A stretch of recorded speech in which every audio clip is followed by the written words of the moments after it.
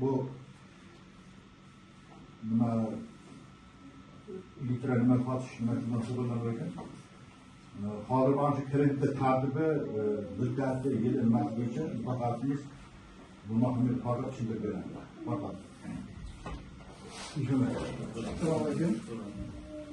Bizga mijozimiz Sharif Umidga kredit olish maqsadida murojaat qilganlar.